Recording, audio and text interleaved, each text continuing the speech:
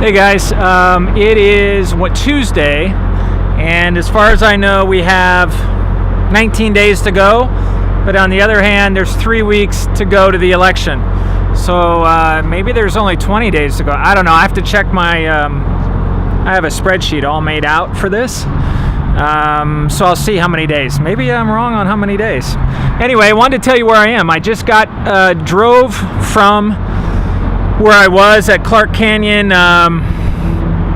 Reservoir, where Sacagawea and Sacagawea had her homecoming. So I drove from there. I went through Livingston, Montana, and went to a restaurant that I consider is probably the best cafe in all of the United States. I've been there before. I'll tell you about that tonight in my blog post. But right now you can see, tonight I'm staying at a Cabela's. So there's Cabela's, and you can see some of the other folks that stay here. They even have horse stalls over there. If you had horses, you could put them in there.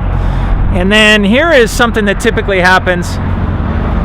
See this big rig right here?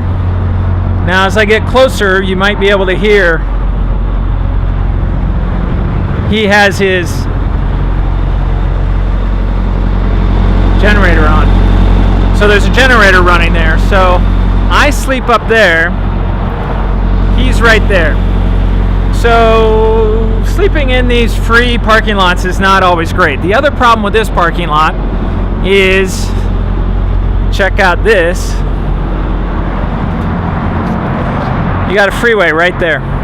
So all night I hear big rigs go by and whatnot. So that's why sometimes I go seek out a very quiet state park and get some sleep. Because, you know.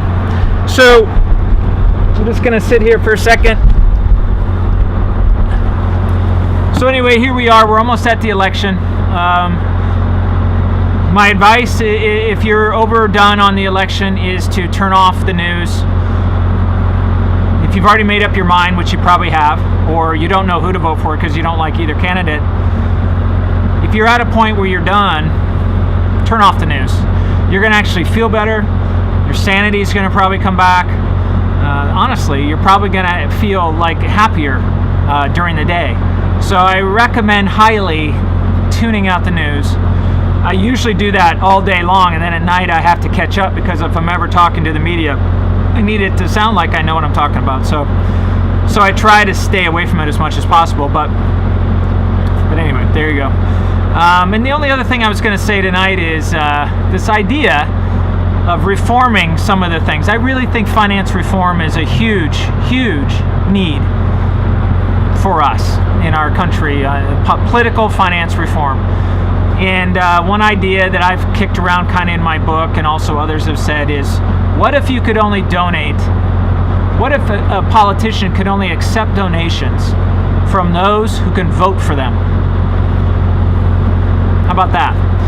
So they can only accept donations from those who can vote for them. So the pressure is only from their own district. Because too often what happens is big money comes into these small districts. Maybe there's a seat in play.